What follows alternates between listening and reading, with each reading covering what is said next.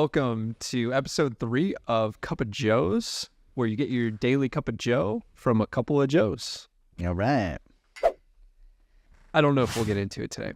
Yeah. But I went through a pretty rough divorce. Yeah. You were there from day one. Yeah. Through the entire thing. And these were the things that I struggled with on day one of finding out my life is about to change. Yeah. Drastically. Right. But number one, make sure you're eating. I lost 25 pounds in a week and a half. That's how I got Taylor, though, so. Yeah. Yeah. Which is great advice, because on day 3 of me not listening to this advice, I was like, fuck, I'm not eating anything. And when I looked back at it again, I was like, yep, okay. Next one?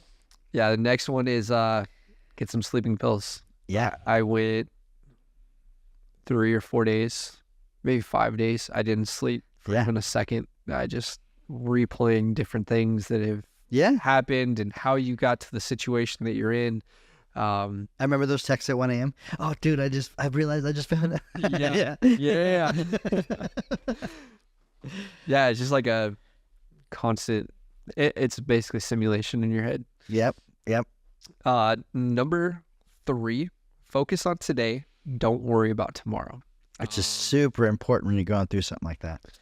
Because if you try to focus on it all, it just becomes overwhelming and saddening, and the waves of sadness will hit you much harder. Right. I mean, because and just like we were just talking about, you have this goal in your mind of where you want to go and how you want to get there. And it's that house on top of the hill. Yep. And realizing in that moment, and every time you think about that house on the hill is now in flames. Yeah. And just burned that bitch out. It's gone.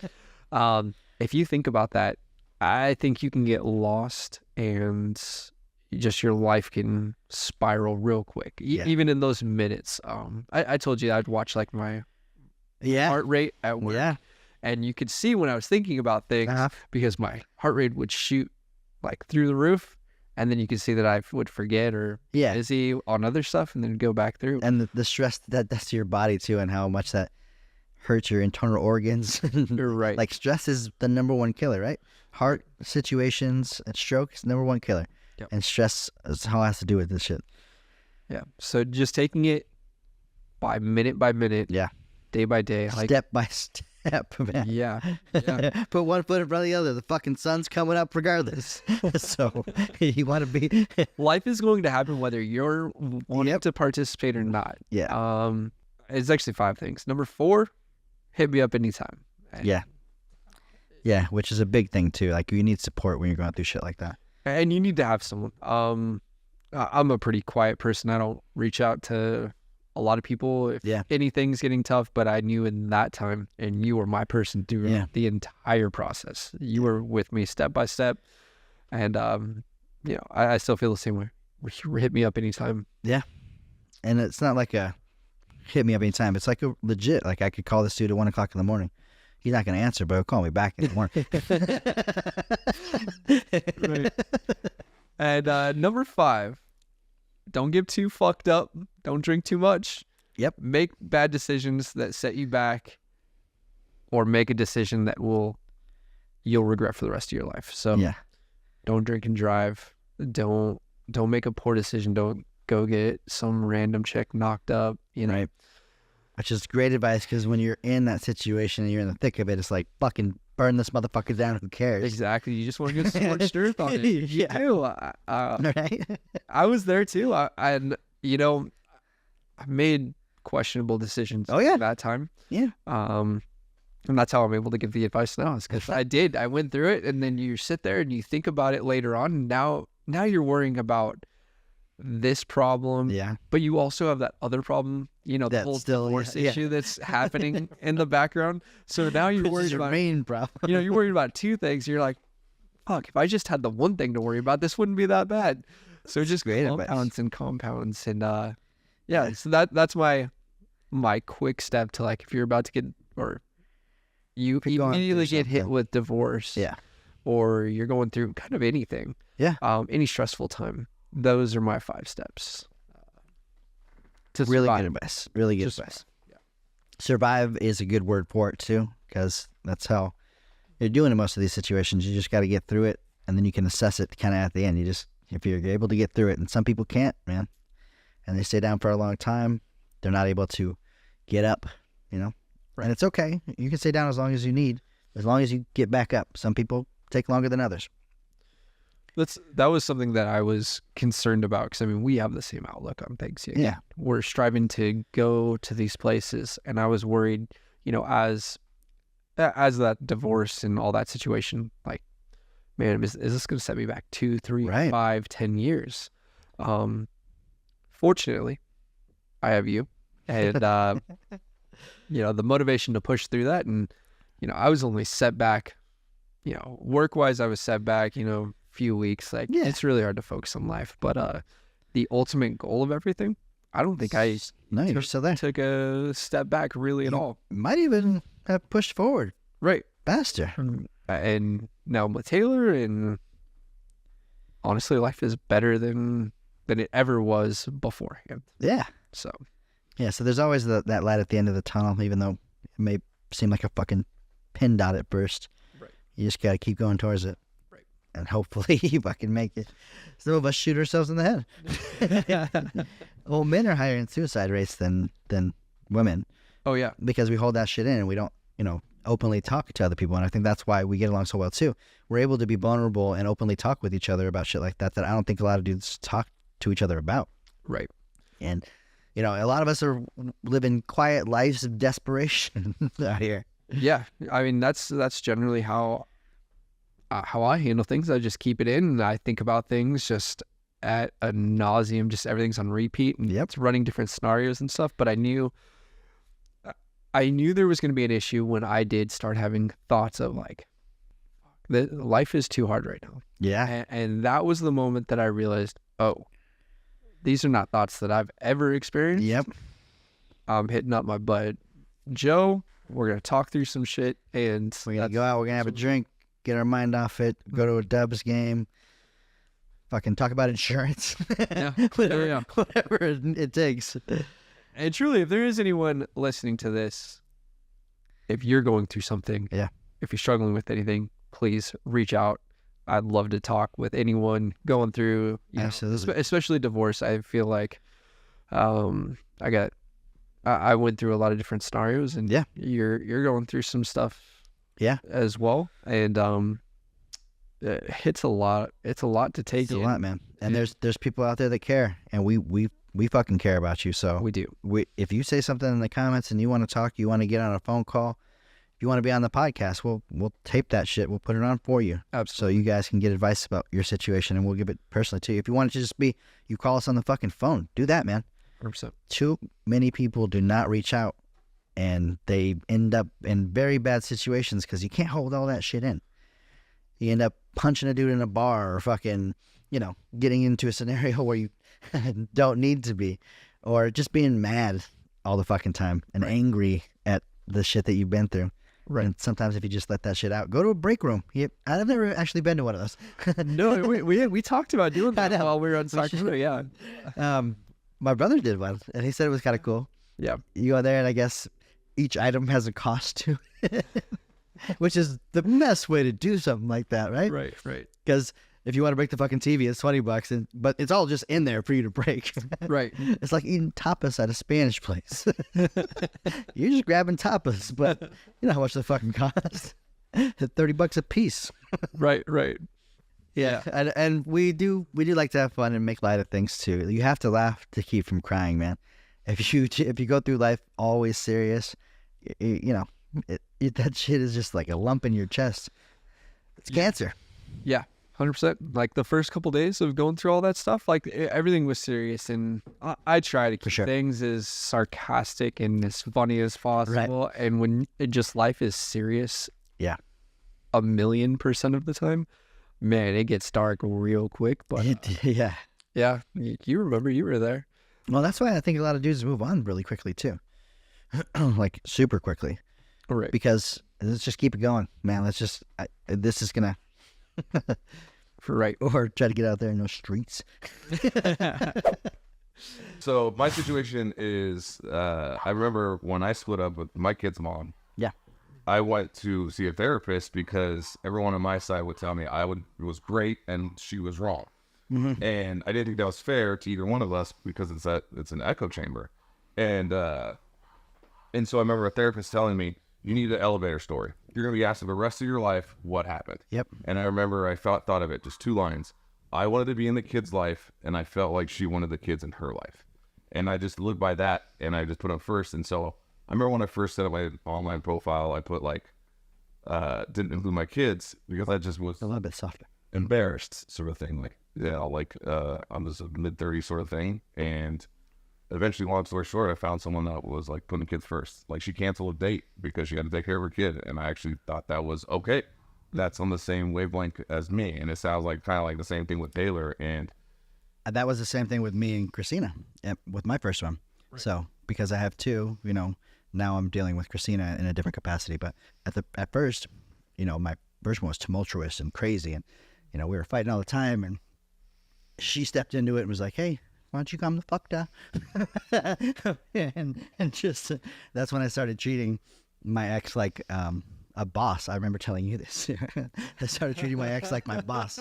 And it really, just in the mindset of, okay, how would I formulate and structure a sentence and a paragraph to a superior that would not get me in trouble and that I can still get my point across and I could stay out of this fucking bullshit fight.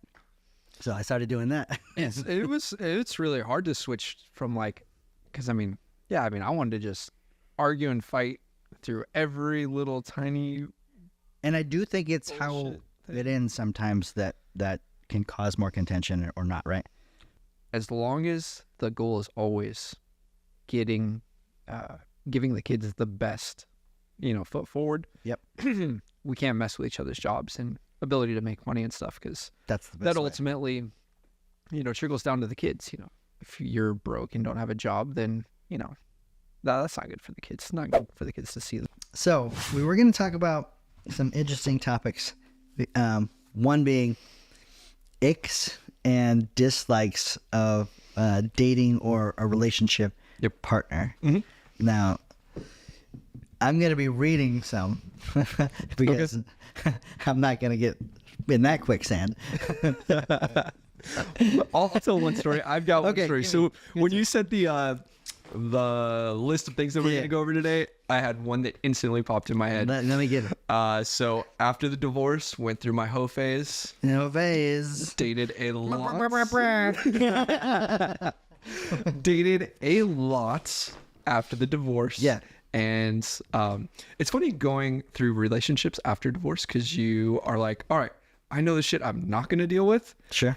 So you already know your icks, your red flags, your deal breakers right away. But then I found new ones. I found a new one. Okay. So I go over to this girl's house. Okay. And this is, okay, give me some context here. This is before the date, after the date, you're picking her up. This is where something's about to happen time? First date. Okay. I had known her for a little bit and we'd been messaging and stuff. And this is like the first. Since before your divorce? No. No, just kidding. No. Okay. I'm not my ex-wife. Shots fired. Pew, pew. So I had known her for a little bit. Okay. We'd been texting, talking, finally agree on a date. Now, this is 2020, the start of it. Okay, 2020. Right before COVID, right before everything got shut down. Scoot in a little bit. Nope. Okay, right before COVID, right before everything got shut down. Right before everything got shut down. Went over to her house, watched a movie, did all that stuff. Then. What do you mean did all that stuff? Had wine, but then okay. Things got handsy, we'll say. Okay. Things are getting touched, clothes are getting taken off. Yeah. Okay. All right. And then a noise got made. Okay. That was. Can you recreate it? No, it was so high pitched. Like at first I was just like, okay, like just one off. Like that sucks. Like it happens to all of us. Like, I've made noises I'm probably not proud of. What was the noise? Like yelling? A Just think of, like, screech? yeah, like think of like a moan, but like at the highest. Yes, higher though, and longer, higher and longer. Like, all right, one. That's not whatever. I didn't even get faced. But Dick didn't get soft at all. Yeah, but that was like it continued, and I was like, okay, So you powered through. powered through. But it was done after that. Did you? Okay, this is always interesting to me. Did you tell her this is why you're done, or did you just ghost her? What happens? What happens? And be honest. Don't fucking. It's okay. We've all done things. All right. This is gonna sound terrible. Okay. But here's my reasoning. So I didn't tell her what it was because I didn't want her to feel self-conscious. Yeah. And I don't think anyone should about anything. It's just not okay. Like it's. Yeah, you sound like a tiny pig when you fuck. Yeah.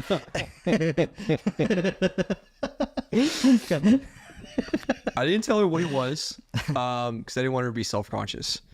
So just over time, it was like a slow you just letdown. back off and Yeah. yeah, you don't ghost. You just don't text as much. In general, I'm a ghoster, and I feel horrible about it because I'm a bitch. You know what? A lot of us are conflict averse, and it's hard to like say, "Hey, I don't like you because of this." Right. Yeah, it's very tough. I don't know. I don't know how people date these days. And I understand that I'm an asshole, and I'm sorry for everyone that I've done that to. Hey, if Joey's ghosted you, comment below. Or don't. He's not gonna respond. So. I'm sorry, everyone. I'm sorry. It's all right. It's all right. He's happy now, and you guys are too. You know, you wouldn't have wanted him anyway. Like, I mean, Yeah. the red flags are abundant. He has a fucking mug at a bar. Another people's ick is another person's yum. Yep. Absolutely. So I don't like to yuck other people's yums, but we all have our yums, and that's okay. Yeah. We can have our preferences. So I have some icks from men. Now I feel like ladies have more icks. Yeah, I've watched some TikToks where like people are talking about different things, and it's like, man, that's what ends it for you. That's crazy. Let's look at ladies. I would be. Okay, this is a good one. She says, "Look, I like flirty, sexy talk as much as the next one, but when every single conversation eventually turns sexual, it annoys me, especially since I need an emotional connection to feel comfortable enough to pursue anything physical." Yeah, I mean, if every conversation is just sex, then Yeah. I mean, just fuck him and he'll stop. He'll stop talking to you. Sounds more like a Hearth problem. Well, I get that. No, I get that. I agree. Oh my god. But the comments are, "Hey baby, nice comment. What are you wearing?" Like the fucking internet is terrible. Undefeated. Interrupting me while I'm speaking. I mean, some people are active listeners that add to what you're saying. If you're the type of person that needs to ramble on for 30 minutes without being interjected, I mean, what do you think about that? Like, there are definitely people that interrupt. Like, There's definitely people that just interrupt, and those, I would hope that's what it's. But if you can't have someone like interject in your conversation, I don't know if you're. yeah, why are we talking? Very arrogant. Yeah, You're arrogant if you think that everything you have to say is gospel. that important. Yeah. Oh, So I mean, otherwise you can just get bored listening to someone just talk for 30 minutes. yeah, like. That's why people don't always like our videos. Yeah. You guys can't even fucking hang out for 30 seconds sometimes. It's okay. We live in this culture where everything is now. It's all right. We understand. All right. I won't date smokers. I can't stand the smell of cigarettes. and my last date has this gross smoker laugh, like that. So What is it again? okay, so this is a good question because define smoking. Is it cigarettes or is it weed? I 'Cause think people I don't tend like to- cigarettes. I couldn't. I hate I couldn't cigarettes. do it. Or like, do you ever do a cigar or anything like that? I have on like 3 occasions ever. Yeah. Was it a pleasurable experience for you? It's usually like doing other stuff, so it's Yeah. just fun to like out golfing or something like that. It's cool Yeah. to just Yeah, I think smoking cigarettes too is like people that smoke cigarettes is a pack a day. right. If you smoked a pack of Can't joints a go day, an hour Yeah. without it. Yeah. or you can't go in a fucking movie theater and watch a movie without coming out and having a cigarette. Exactly. Yeah. But smoking weed is like, 3 joints a day or something. That Yeah. probably get around that. Yeah. I get that some people don't like the smell of marijuana. Right. I think it's a better smell than cigarette smoke for sure, right? Yeah, I agree. There was somebody that told me one of the girls' ex was, you know how you're at the bar and you have a bar stool and there's like a little rail between the bar stool that you get to put your feet on? Yeah. Well, he had sandals on. He took them off and he put his toes like gripped over that thing. Was it with that? You've unlocked a new one for me. So if a chick did that, you'd be like, Yeah, like why would you put your feet on there? I don't know if I'd even notice. I don't think I would notice either, but if I did notice, Yeah. Okay. squealing pig all over again. I don't know that I have that many icks. I Yeah. mean, there's certain things like if you look at your nails this way, fuck you, you're done. No. You must- Okay. I once matched and met with this dude on Bumble to realize his photos from 2017. We met this year in February. This is from 100 days ago. Man, I was horrified. This happens often, I think, in the new dating world, where somebody does not appear as they seem to be, right? I mean, was that your experience? 100%. Yeah. 100%. You're like, please be picture number 4. Oh man. Listen, girls are so good at angles. They are so good. You get that picture up here.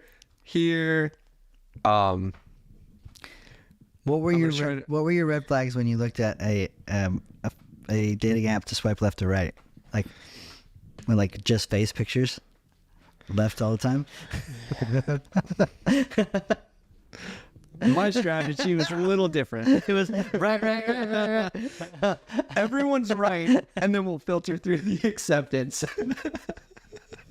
I think this is 90% of men that are on these types of apps, and I think the converse is true for women. Yeah. They're swiping 5% of the time right, and men are swiping 95% of the time right. Yeah. I mean, because there are so many times on Bumble, Tinder, whatever, Yeah. that you match with someone, and I don't know if girls have the same in reverse, but the women would be fake. Oh, They're yeah. just trying to get you over to a website Sure. and whatever. Or I'm in crypto. Yeah. Yeah. Okay, bitch. And sometimes it takes like 3 messages for you to catch on and be like, oh shit, you're fake. Never mind. Yeah. Which I remember you telling me about your current fiance. I thought Taylor was fake for sure. So I looked at the pictures and I was like, someone like this doesn't swipe on me. Little did he know, she's real. She's been on the cast. You guys have seen her. She exists. Yeah. I thought for sure she was fake, and then she wasn't, and I was like, oh shit. Lessons of She place. must not be very smart. At least in relationships. She's very intelligent. She's She incredibly has a intelligent. vision problem or something. Okay. Body odor. I think that's a common one. I think that's very common. Mhm. Yeah. I'm weird. I don't like wear deodorant or anything or cologne or anything usually. Really? Or Yeah, Yeah. actually. There's I don't know. Maybe I feel like I smell like weed all the time. yeah, I'm actually rarely deodorant. Yeah, it irritates me too, like the aluminum or whatever the hell's in it. I can use one deodorant brand. Everything else, I break out into huge trash. Yeah, I've tried that free stuff too. Yeah. And that doesn't do anything. So I think really the only time like when I'm public speaking, sometimes my body will get a little bit nervous beforehand. That's the only time I would ever need it. Yeah. Yeah, I don't know. I guess, do women like you to have a scent? Something to associate you with? Maybe I should smell like vanilla all the time. I used to do that or I still probably do, as a sales tactic in the other businesses. If you smell like food or a pleasant thing, then you're more likely to be positive. Yeah. Reinforcement. So I put this vanilla cupcake shit all over. Fucking smell like Cinnabon, motherfucker. You smell like the mall. Dating after divorce. I went back to someone I had dated in my past. That was the first dating experience that I had.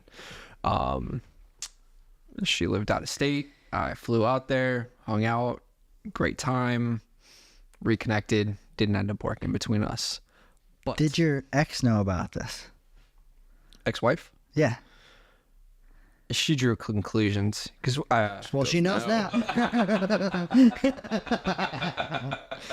Yeah, so we were living in the same house after that too. So I left the house, bags packed, showed back up, bags in hand. So I mean, it was pretty clear that I did go out of state, and I think she drew conclusions to where I went. But in general, dating after divorce. So that's where I started, and I had to find like comfortability because I wasn't not okay because the divorce was not my choice.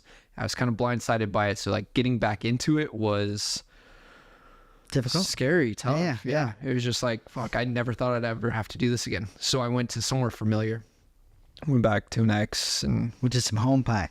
Yeah. Sure. I guess that's one phrase. You could do No judgment. keep coming. But after that, I'm a little bit different. I mean, I did date a lot. I went through the whole phase. Yeah. Dated a whole bunch. We spoke about this. Yes. But I wasn't looking to just go out and be a hoe. Like, the whole goal was like, all right, I want to just reset my life. I have my hopes, wants, dreams, and goals that I'm looking for. So I was looking for that person, but then just red flags would come up, and I was a lot quicker to get rid of people that I saw red flags in than I was before. So that's one difference dating before marriage and after marriage is I kind of knew what I was looking for. Let's stop on the red flags for a second, because you probably dated a little bit after your divorce before you found Kristen, right? Well, yeah. My kid's mom immediately moved in with someone a week after. So that was really interesting. So I don't know if she dated. But I know for me, I went out and I was like, I'm done with girls. I'm done with this. I'm just going Fucking dudes.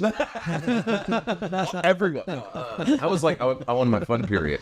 And this is when, I'll be blunt, this is before Bumble, or I think it's Bumble nowadays. Tinder was like brand new. So half the fun was going on there and doing that, like letting your friends do that. Other than that, like going on dates, my profiles, I didn't put my kids on there because I thought people would be intimidated. No, that makes sense. Like seeing a mid-30s guy with 3 kids. Is anyone going to want that? My boy told me, he's like, dude, you are a young executive. You'd be surprised, yeah. Who is responsible enough to have your kids in your life. He's like, don't sell yourself short. I'm like, holy shit. My therapist told me I was a free agent, so I just had fun. And then I started going. Put a bunch of pictures of him with puppies that aren't his. Fucking asshole. Photoshop shit. But I focused more on the fun, and then after a while, I started realizing I was being more attracted to, like, other parents, like their priorities and responsibilities were lining up with mine and my goal, like life goals, like you were saying. That makes sense. Yeah. That's what lined up with it for me, and so that's how I end up like with Kristen. Is like she prioritized her daughter over like me, and I'm like, yes. Yeah, I'm gonna prioritize that's my kids. how it should be. Yeah. Like it's nothing personal. Like they're the priority, and so it's just and then from there. So that's something that took me a while to figure out for myself. So my therapist gave me this advice because I started dating like specific things, just very much in the same red flag category that got me into the place that I was in. And she was like, "Here's what I want you to do. Here's your homework." And this is probably bad advice for most people, but for me, I needed this advice. Go date 5 people that you would never date. Yeah, just to see. Go onto the apps, find those types of people, and maybe at the end of that, you're going to figure out what you actually want in life. It was some of the best advice I was actually ever given. So three fat girls later. The black dude. All right, I'll see myself out. Sorry for canceling. Who invited this guy? But I went out and I dated because I was like 30 at the time, and I was dating like 25-year-old girls with no kids, no responsibilities, no life experience, nothing like that. Yeah, it was fun. And you probably needed a little bit of that for yourself too. Absolutely.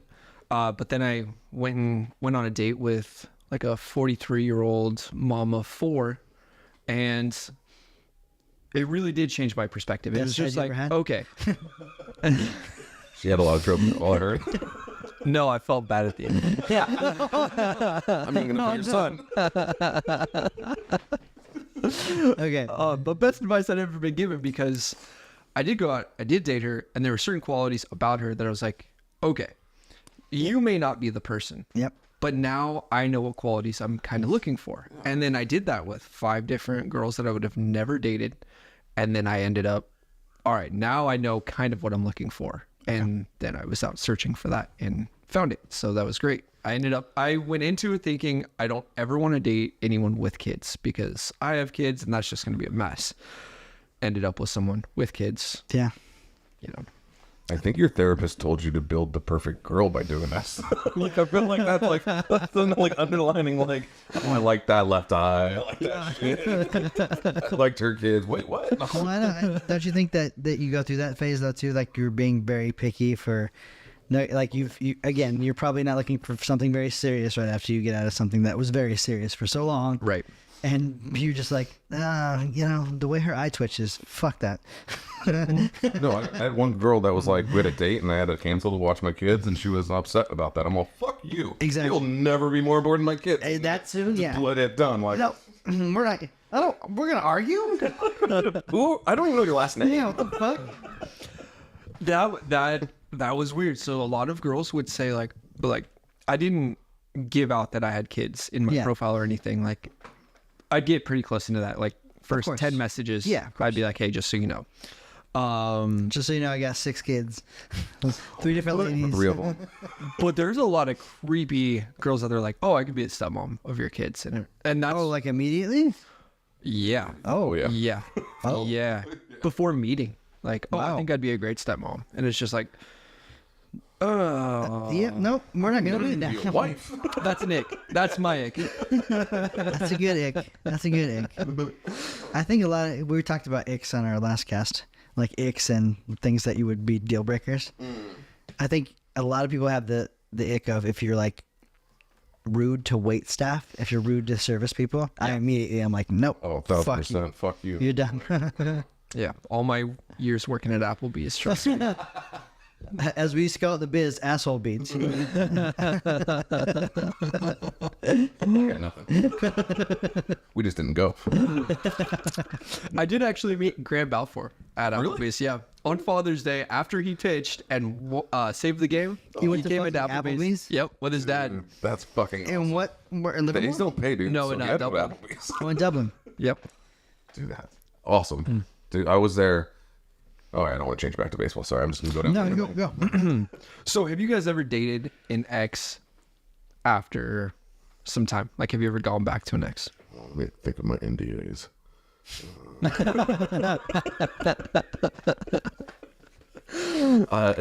I think I've thought about it for sure.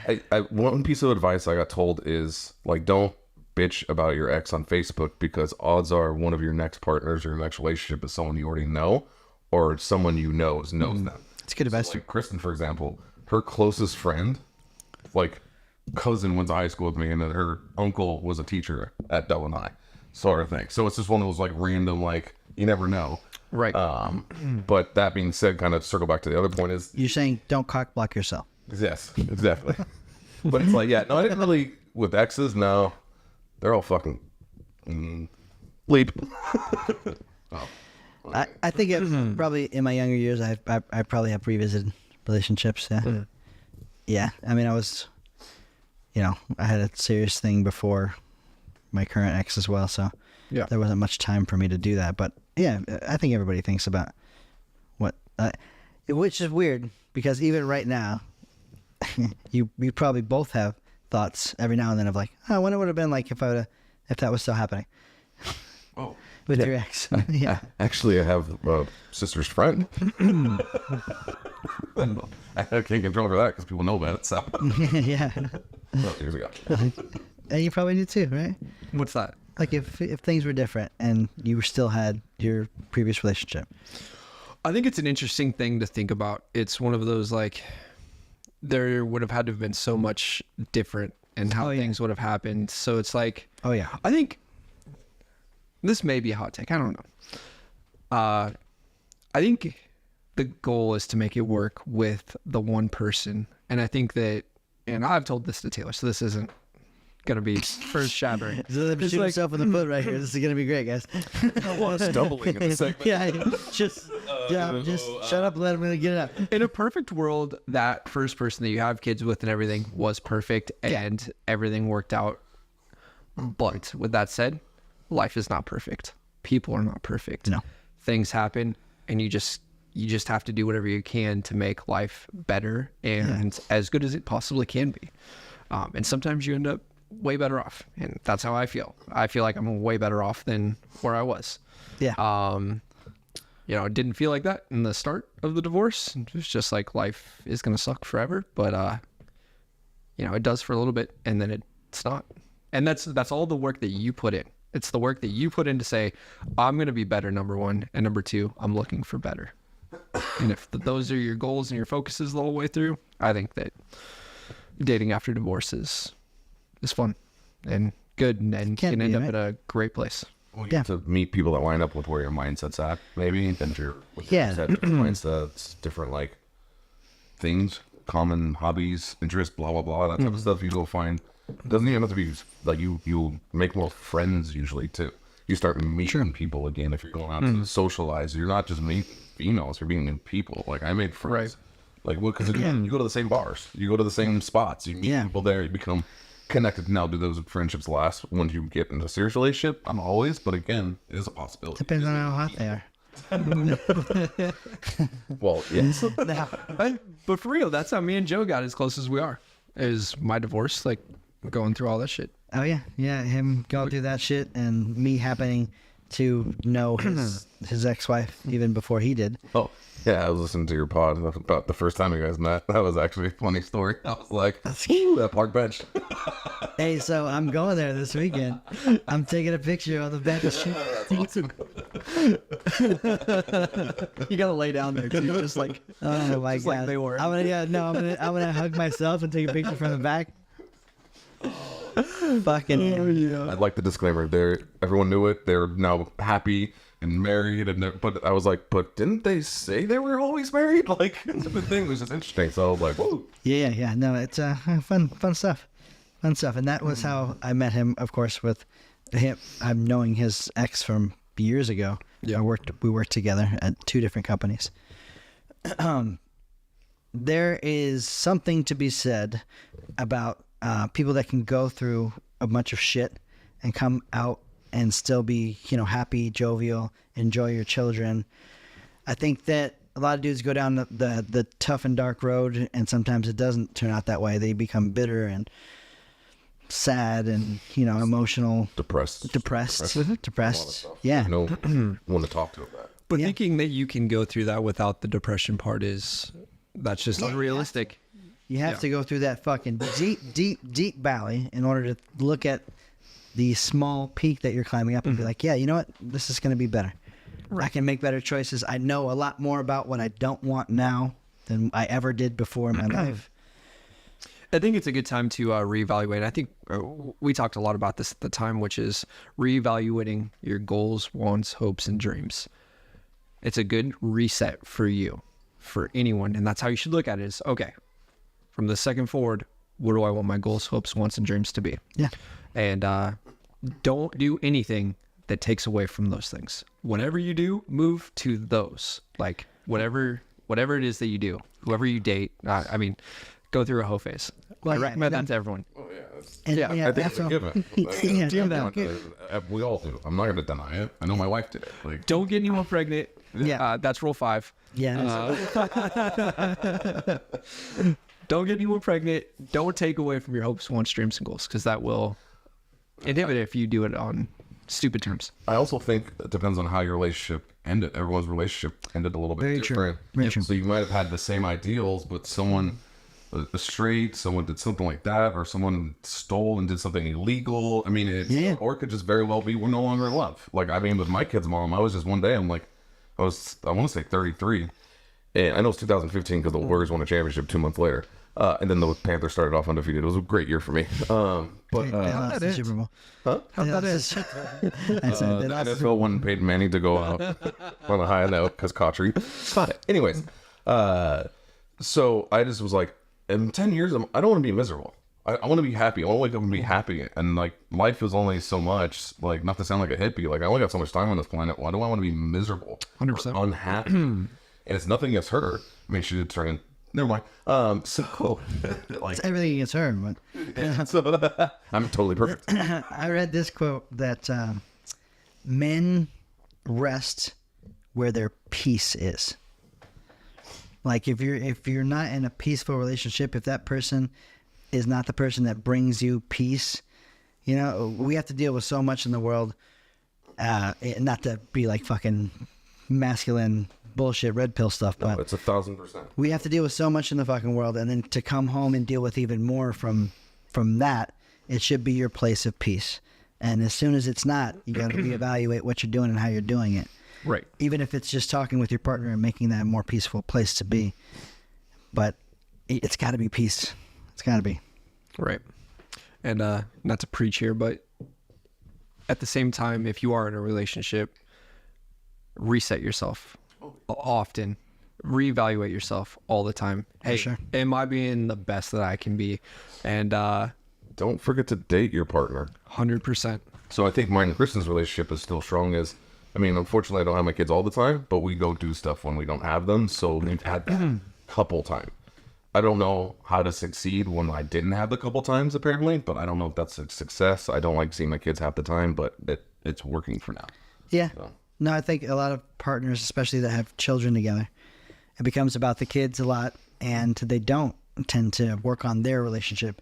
They think that they are because they're both doing the things that make the family run and work. But if you're not dating your partner, if you're not actively doing those little things that matter and impact them, then things get really far apart very quickly. And it does. Like, you go a month, you can really put yourself back. It does not take long. Everything is hard. Relationships are hard. Marriages are hard. It's a depressing, deep. Being single is hard. Being single is hard. That's all hard. Everything's we hard. choose Life's our fucking hard. Pick your hard. We choose our hard. And you also choose who to love. Like, love is a choice. You can love a lot of different people. You know, I don't think that one person is meant for one. We've talked about that too. But love is a choice. It's who you choose to go through the ups and downs with. And sometimes you can't anymore. And that's okay too. Yep. Make another choice. Just don't murder anyone. Yeah, don't murder, don't rape. Trying to lighten our fuckers. Think about the crowd. The Helen Keller jokes are still alive from the... All right, thank you guys so much for joining us here on Cup of Joe's. We love it when you can stop by and share a cup of Joe with us. Now, make sure you follow me on all social channels. We are on TikTok, Instagram, Pinterest, Muntrest, MILF.com, Pornhub, Porn Star. Finally approved that? Yeah. But mainly Spotify and YouTube if you want to watch the full pod. Please like, share, follow. It allows us to keep making this great content for you. For Joey and for Jason, who was a special guest today. Thanks, Jason. Thanks for coming on, man. For having me, guys. We appreciate you. Stop by for another cup of Joe soon. Thanks. Deuces. Cool.